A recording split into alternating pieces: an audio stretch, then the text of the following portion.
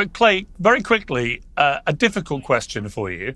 If this was Joe Biden who'd done this and tanked global markets out of nowhere, not because of a reaction to a crisis, but entirely through a deliberate decision to slap unprecedented tariffs on the entire planet, would you be so enthusiastic, or would you be calling it one of the biggest disasters in modern presidential history? As Donald Trump's disastrous tariff policy threatens to devastate both the American and global economies, self-professed nonpartisan journalist Piers Morgan, who's been a longtime friend and closet supporter of Donald Trump, really wants to support Trump, really wants to. But Trump is making it so damn difficult for Piers that Piers is publicly criticizing Trump's approach to the tariffs, and even during the most recent episode of Piers Morgan Uncensored, calling out his MAGA guests for their hypocrisy when it comes to defending Trump. But before we unpack all that, if you end up liking this video and you want to support the channel, please be sure to hit the like, subscribe, and alert bells before you go. All right, folks, again, just a level set here. Piers Morgan is conservative. He does grade Trump on a curve, and he really, really wants to support Trump here, okay? And he says it. He's like, Trump is betting the farm on this. Trump has proven people wrong before. I don't know how things will turn out, but clearly Trump is making it difficult to back the current tariff regime. So in response to Trump telling people not to panic, don't be weak, don't be stupid, Piers Morgan says this. Breaking. Trump tells everyone to stop panicking. The problem is nobody will stop panicking until or if they properly understand his global tariff war and see it working. Mixed messages from his top team aren't helping. So there he is, giving a shot across the bow, criticizing the Trump administration because he's like, I really want to support you, man, but you're not helping, and there's a reason people are panicking. When Piers was asked point blank, do you think it's going to work, Piers Morgan responds with, I have no idea. Now, I think deep down he knows that the odds are against Trump here, the facts are against Trump here, the precedent is against Trump here, but he can't help it. He's got to grade Trump on that curve. But what's interesting is, during the most recent episode of Piers Morgan Uncensored, when Outkick and Fox News contributor Clay Travis was, waving the Trump flag and talking about how brilliant this policy is, Piers Morgan found the wherewithal to actually point out, come on, man, if this had happened under the Biden administration, you'd be singing a different tune. But Clay, very quickly, a difficult question for you. If this was Joe Biden who'd done this and tanked global markets out of nowhere, not because of a reaction to a crisis, but entirely through a deliberate decision to slap unprecedented tariffs on the entire planet, would you be so enthusiastic, or would you be calling it one of the biggest disasters in modern presidential history? It's a good question, Piers, and I think let's go to look at what Joe Biden did. Really, this is mostly about China, right? Because China has flouted American global commerce and global commerce in general by deciding that they're going to be making products in different countries, whether it's Vietnam, whether it's Cambodia, to avoid having to deal with the larger issues of fair trade, right? They're moving all their shipments into Mexico, for instance, to take advantage of the fact that there aren't substantial tariffs inside of the North American continent. What did Joe Biden do with China? He left in place the Trump tariffs that everybody told us were unprecedented on China. It's one of the few things that he didn't change at all. So no, I wouldn't trust Joe Biden to have any idea what he's doing, because everything Biden touched got worse during his 4 years. Do you hear how stupid that logic is? So he says Donald Trump did something good, which was impose tariffs on China. He says Joe Biden kept those tariffs, which presumably would be good, right? Except he's saying, no, I wouldn't trust him. Well, why wouldn't you trust? Because everything Joe Biden touched was disastrous. So it was a disaster to continue the Trump tariff policy against China? Aren't you admitting by definition that Trump's tariffs against China were bad in his first term? Or are you so partisan brained that literally a thing ceases to be good the moment, even if it's exactly the same? Like, I love my iPhone. I love this iPhone so much. In the hands of Donald Trump, this iPhone is amazing. You hand it to Joe Biden. Oh, I hate the iPhone. I want an Android. Is that really what it is? That nothing of substance changed? It's just who was in charge of the tariffs at the time that you say were functionally the same? It sounds like you're actually proving Piers Morgan's point that if this were the Biden administration, you would be condemning it. And we all know they would. Of course they would. And they'd be right to do it. As Piers Morgan points out, It's not like, a president struggling to deal with an external or independent crisis that's going to create some sort of financial hardship. As Morgan concedes, Donald Trump is inflicting this pain unilaterally of his own accord without any sort of external impetus forcing him to do so. So if President Biden were still in office and he inherited, again, a good economy from his predecessor, and then deliberately provoked a trade war with our two biggest trading partners, the world's second biggest economy, and effectively the rest of the world, which caused people's 401ks and college funds to be vaporized overnight, yes, Clay Travis and Natalie Winters, the other MAGA guests there, and so many others would absolutely be condemning Biden, and most others would be as well, because that would be incredibly stupid. Those of us who are sane do not change our standards. It would have been bad for Biden to do this, but Biden did not do this. If people want to talk about his cognitive decline, Joe Biden was at least smart enough and had enough with it that he would never attempt to do something like this, and never did attempt to do something like this. Only Donald Trump can be so unhinged. So good for Piers Morgan on calling that out. Clay Travis told on himself in that incoherent answer. Now, also on this panel was friend of the show, Wajahat Ali, who gave a really excellent dismantling of Clay Travis's position, and also of the notion that Donald Trump is doing something really smart here. Okay, Wajahat, I could see you nodding away there, agreeing with every single pearl of wisdom that came out of Clay's mouth.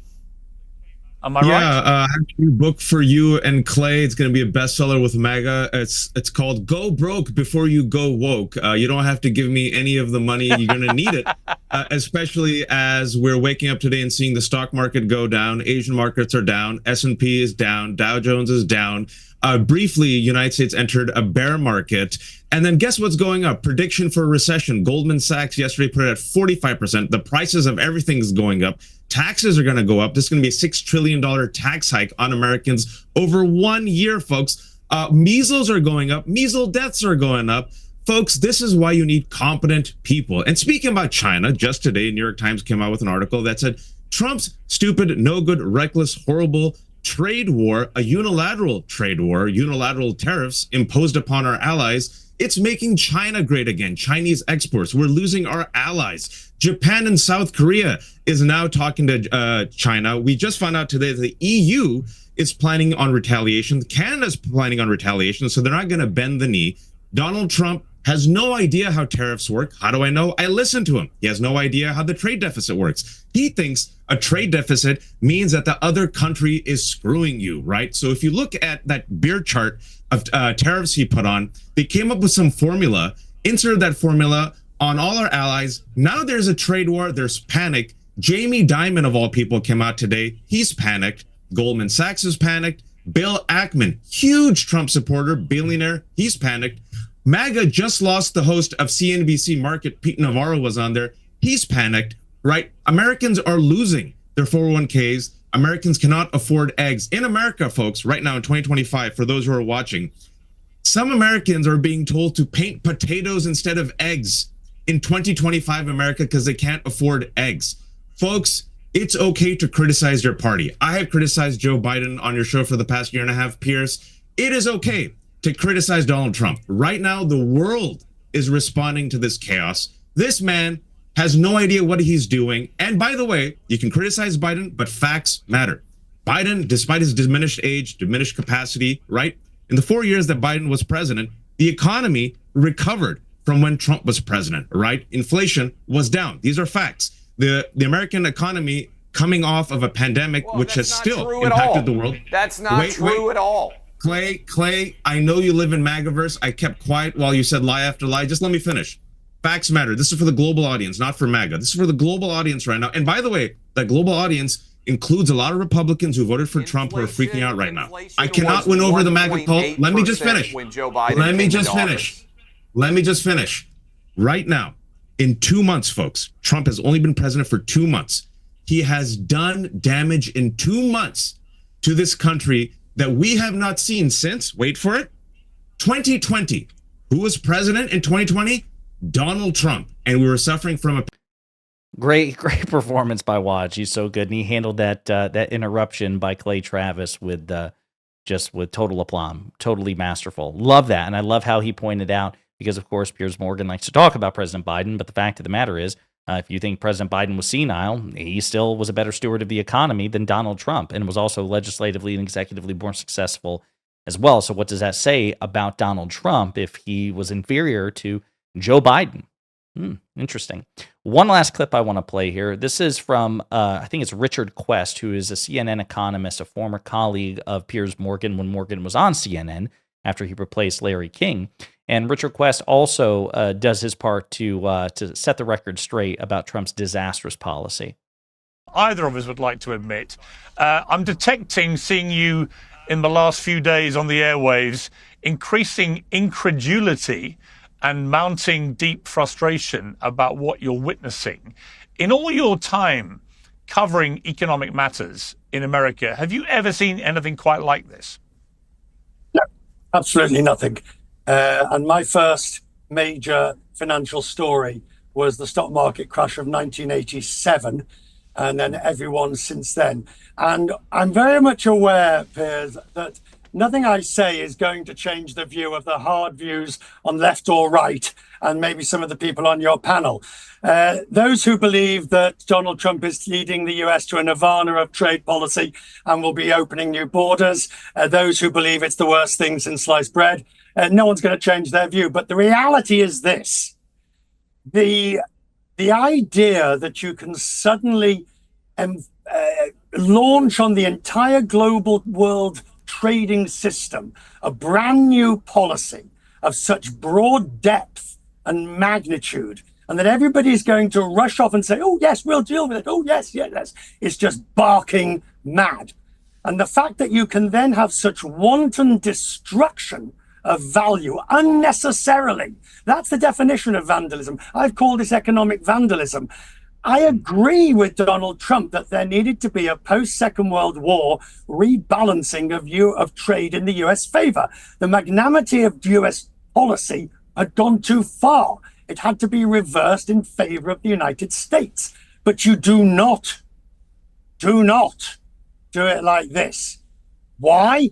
Because the damage is done. Take today, right? Take today, Piers. The market's down 3.5%. There is a rumor that Donald Trump's going to give a 90-day pause on the tariffs. The market shot up 3%, the Dow. That rumor was proved to be false. It went back down again. Now, if anyone on this panel can tell me this is evidence of responsible policymaking in the 21st century, please go ahead.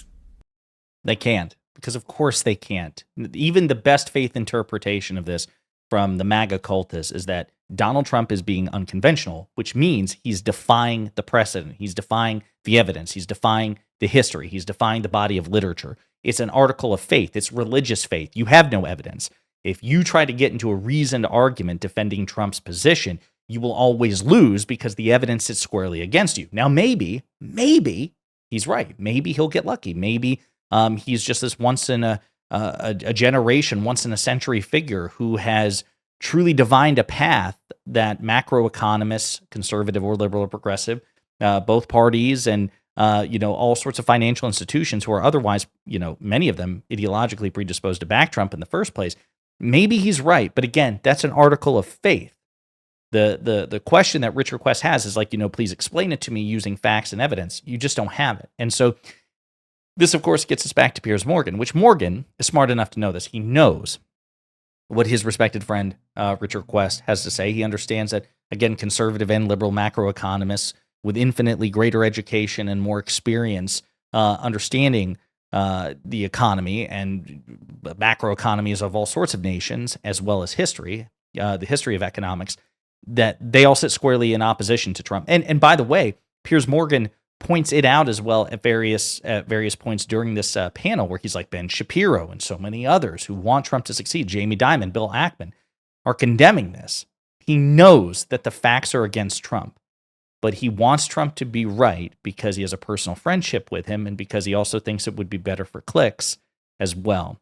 And that's why he's really like, come on, Donald, give me something, give me some reason so I can just openly support you. But Trump is making that virtually impossible. So Really interesting stuff. You should definitely check out that full Piers Morgan episode panel. And in the meantime, let me know what you think in the comments.